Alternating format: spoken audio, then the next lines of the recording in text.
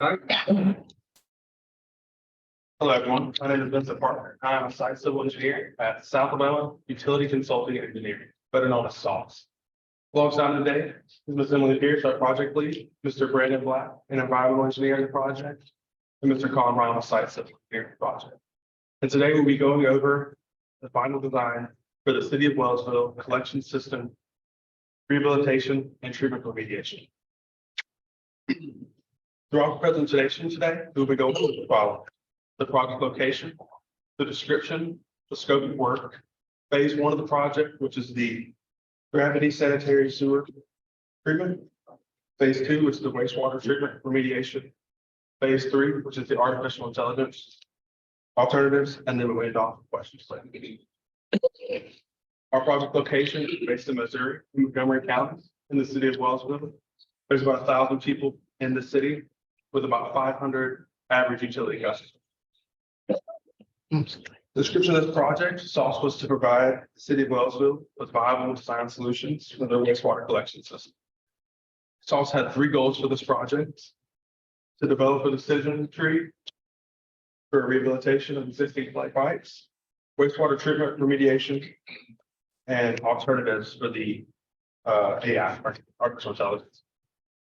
Stakeholders for this project was C2P2, which is the College for the Community and College Partners Program, the United States Department of Energy, and the City of Wellsville. The scope of this project was to provide utility solutions to reduce strain in the current system. For phase one of this project, SALS did not design the collection system. We solely provided alternatives for the existing vitrified clay pipe that was built in the 1920s using trenchless technology. Phase two of this project will remediate the existing wastewater treatment facility. And phase three will be to provide artificial intelligence alternatives for the current system. I would like to say that SALS will not be providing permitting, construction management, and or engineering space. Phase one of the project is the gravity sanitary sewer rehabilitation. The City of Wellsville wastewater collection system presented a unique challenge for a rural and wastewater system, and that the majority of the collection system consisted of 100-year-old failing vitrified clay pipe with no current CCTV footage. They are also currently experiencing severe infiltration sanitary sewer overflows. SALS created an alternative analysis of pipe replacement methods based on estimated pipe conditions. A National Association of Sewer Service Companies engineer certified in pipeline assessment would ultimately be determining the implementation of rehabilitation alternatives. For 100 to 90% of each pipe segment intact, we would ideally see cure-in-place piping. For 89 to 70% of each pipe segment intact, we would see cure-in-place piping or pipe bursting. And for 69 to 40% pipe intact, you see pipe bursting or full open cut trench replacement, and anything less than 40% would consist of open cut trench pipe replacement. Cure-in-place piping is a trenchless, jointless, and seamless technology in which a seamless pipeline is fitted inside of an existing pipe. CIPP involves inserting a felt liner with a resin that adheres to the interior walls of the pipe. Pipe bursting is a trenchless technology method by which the existing pipe is pushed outward and pulled through by cable and winch. The open cut trench replacement involves excavating down to existing pipes, extracting them, and then full pipe replacement.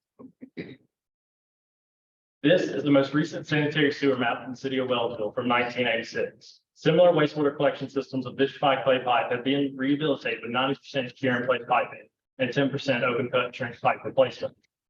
SALS's selection matrix data supported that similar action can be taken for the Wellsville collection system. Based on a 90% CIPP and 10% open cut trench pipe replacement, total cost estimation of phase one with a 10% contingency would be $6.2 million based on the design build contract. Construction time is estimated at 24 months, and the new collection system would have a design life of 50 years, but can last 100. Open trench replacement is 27% of the overall budget by only constituting 10% of the construction phase, showing the cost efficiency of trenchless technology on large-scale sewer operations. The imminent threat to public health and safety justifies the high cost of rehabilitation. Phase two of the project, the wastewater treatment remediation. Current wastewater treatment in the City of Wellsville is done through the Nexom Sager system. The Sager is a submerged attached growth reactor that receives an acceptable effluent discharge by reducing total ammonia nitrogen down to less than 1 milligram per liter even in the coldest environments. The system was implemented in 2018 and is currently operating at 96% capacity. Completion of phase one will reduce daily inflow to 26%. For our alternative analysis, we based it on levels of remediation. The higher level of cost estimation was required due to the low income in the area. Ease of construction was not as high of a priority due to the need of the infrastructure in the system. And stakeholder interest was also regarded highly due to the DOE needs. After our evaluation, we determined that 100% remediation was our best option, giving it a 4.1 out of 5. This 100% remediation, we evaluated 3 primary options. Option 1, installation of a sheet pile wall and disinfection into the system. Option 2, a lift station to the nearest wastewater treatment facility, given that that treatment facility has the capacity to hold the extra inflow. And option 3, installation of a modular wastewater facility. Looking at preliminary cost alone, we decided that option 1 was our best option. The Sager system solution consists of installing a 10.5-foot PVC 12 sheet pile wall to support the geomembrane in the Sager system and ensure that it can meet its 30-year design life. This system was implemented only 6 years ago and it already is failing. We also did chlorination disinfection to meet the EPA mandate given to the City of Wellsville. This was done with chlorination calculations to meet log 3 Giardia and log 4 virus removal. After calculation, we determined that a 1,200-gallon precast concrete chlorine contact chamber with a half horsepower chlorinator and dechlorinator was required to meet this inspection. This view is a scaled version of the existing wastewater treatment facility. A zoomed-in view of the existing infrastructure shows the current UV pad located at the top. So currently they're charging their customers $50 a month for UV that has not yet been installed. There is no disinfection in the system. So we would like to retrofit that pad for dechlorination and include a chlorination pad, a 1,200-gallon chlorine tank, and then a CMU building for chlorine storage and control panels. The value of our 100% remediation is $164,000, which is very close to our preliminary cost of $150,000. This has a construction time of 3 months and a design life of 30 years. Phase 3 of our project is the artificial intelligence alternatives. The United States Department of Energy expressed interest in AI and believed Wellsville could be a suitable case study for AI in rural independent wastewater systems. AI can help reduce operation and management costs, analyze data, predict system changes, and optimize systems. The first AI that we're going to look at is the AI assessment of CCTV images. This AI can detect cracks, breaks, deteriorations, and defects. It was used successfully in Kansas City on VCP in 2018 and in Victoria, Australia in 2020. It had processed over 3 million images, which means AI is only getting quicker and more accurate as it learns. Another company is called Smart Covers based out of California. They developed an AI that can monitor and dose hydrogen sulfide levels, minimizing chemical use, reducing unpleasant odors, and increasing asset life of collection systems. They also can prevent sewer overflows by recognizing trends, detecting blockages, and delivering alarms to emergency personnel. Proteus is a sensor that can monitor influent and effluent flow by monitoring biochemical oxygen demand, dissolved organic carbon, dissolved oxygen, pH, turbidity, and temperature, which can allow for an AI to accurately dose during the chlorine disinfection process. Artificial intelligence in the form of variable frequency drives, or VFDs, can be incorporated in Exxon Sager's treatment system's aeration blowers. VFDs would maintain optimal levels of aeration year-round, providing consistent effluent quality. VFDs reduce energy consumption by 20%, fostering cost savings. This would extend blower life and reduce overall maintenance. So SOS developed an integrated catchment model, ICM, for analysis of sanitary sewer overflows and to give information on the existing infrastructure. After talking with industry professionals, we learned about Autodesk Input 360 Plan. This will allow us to use the data from the model to accurately depict the collection system while monitoring treatment data and providing recommendations for optimal plant operations. This is a great way to integrate AI into what SOS has already completed in the model. So the total cost of phase 1 and phase 2 is $6.4 million. This majority of the cost comes from CIPP, which is necessary to improve public health, safety, and welfare. The cost also includes the sheet pile walls and chlorination to meet EPA regulation. AI was not considered in the cost estimation due to the variance of the cost due to implementation. Thank you all for being here. That's a important question. There was a question on Zoom that I'll be on. With the chat. There is not a current updated model, so it was actually 1986 that they last had plans on the system, and that's what we were given. And we did more than enough, I think, for what we were given. System. Brandon, would you like to elaborate? No, okay. Yeah. So I know you were talking about the system with the sheet pile wall that y'all are gonna add. So when you said that a similar one was implemented and only lasted 6 years and was failing, what's so different? So what's in there right now is failing, and it's only been in there for 6 years. Okay, that's not that it's just similar. Yeah, the lateral earth pressure on the sides of the wall, since they are built with just oriented strand board, is failing and it's falling, and it's so close to that lagoon, it's so close to the water. So just putting a barrier between that, it will allow it to meet its 30 years. So you laid out the different AI options, and I'm curious, I know you didn't include those costs, but you talked about that there was cost savings that would result from that in addition to savings, and improved efficiency and operation in the system. So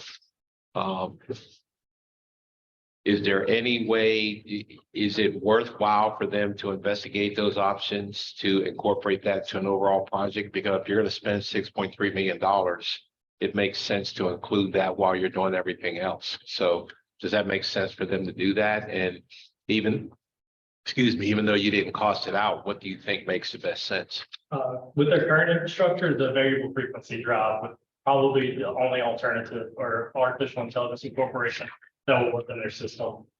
Because if you would look at, they run about $25,000 a piece, just depending on which one you guess, and they mount right to the aeration blowers, and it monitors it year round. So in the winter, you might have different levels of effluent discharge. It would keep it consistent year round, and 90% of their power consumption comes from the aeration blowers. And so you would look at reducing that by 20%, and you would see a possible return on investment in 10 to 12 years. That's a good. What about the smart covers? Those are worthwhile. As of right now, yes, they have many sanitary sewer overflows, and these smart covers could actually help with that, help predict blockages and overflows based on amount of inflow coming in and kind of learning the system throughout. Okay. One question, did y'all actually visit? Is there, okay, I saw the pictures. So what kind of contact, did you have with the local municipality, like after the site visit, and have they reviewed the design concepts? So they were actually in the process of getting CCTV when we went up there. So without that footage, we couldn't accurately decide what needed to be done in their collection system. So I don't know if that answers the question, but We got to Department of Energy as well. Yeah. After we came back, we meet with the Department of Energy as well. we talked to them, so they understand that there's an issue. The EPA did give them a mandate that said they have to have disinfection by 2028. So they know that there's a need and they know that this needs to happen. And it's just about finding the most cost-effective option for that treatment facility because it is such a low income area and rural. Of course, it's kind of a follow-up on that. The first part of your presentation said the majority of what y'all are gonna do is CIPP. But you said you didn't have CCTV footage of the pipes. No. How did you come to that conclusion that these pipes could be remediated with CIPP instead of all having to be getting removed? So we had several discussions with industry professionals and similar systems of 100-year-old BCP have been done with 90% CCTV and 10% open cuts. But without CCTV, it'd be impossible to diagnose what exactly could be done with CIPP. We have a few recommendations for the city in general, hiring a city engineer to get grants and everything since they are such a low income area, and an ASCO certified engineer needs to decide what's actually going in the pipe after they've seen what the pipes look like. We have no way of being accurate with that. Yeah. Determine to do CIPP without seeing the pipes, not corruption. Follow-up question to that. So your $6 million total, that's just construction costs, what do you think? Or does that include any design services? That is just construction costs. I don't know, your scope was, you're supposed to include engineering services as well. I was just curious.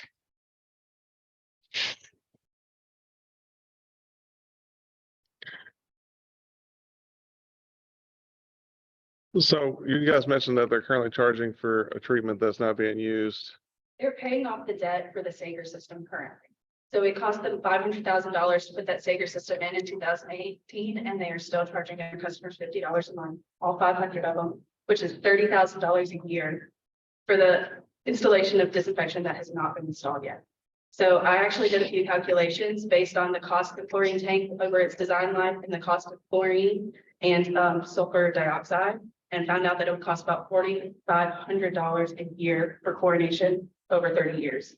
So much cheaper option, can pay itself off much easier.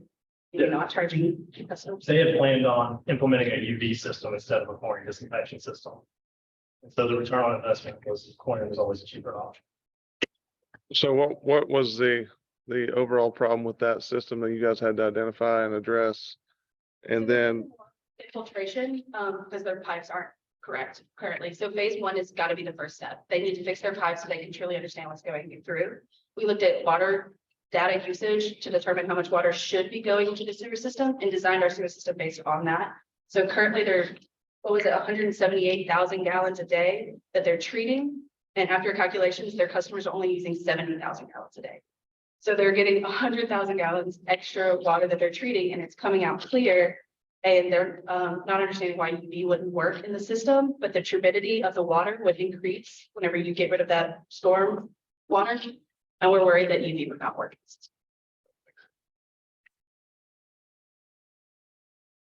yeah, so the sheet pile walls to replace the wood that's there now. Is that just to replace a system that's still not going to operate properly, or? We're assuming that once the pipes get fixed, that the inflow will drop significantly, increasing the lifespan, and then the sheet pile walls will support the existing outer structure of the Sager. The Sager is constructed with 2x6s and OSB. And so that's deteriorated over time due to sunlight and a little bit of lateral earth pressure. And so the sheet pile wall would more encase the Sager, and it's lined with the geofabric. So that would more encase it and protect it from any damage. We did call Sager just to ask them about their system and how it works. And they basically said it would be okay. But we didn't think that it looked the best. It was failing. It was falling. It's made out of like media. So as that media changes shape and looks different, it's not filtering the water as it should. So just to keep it all in place.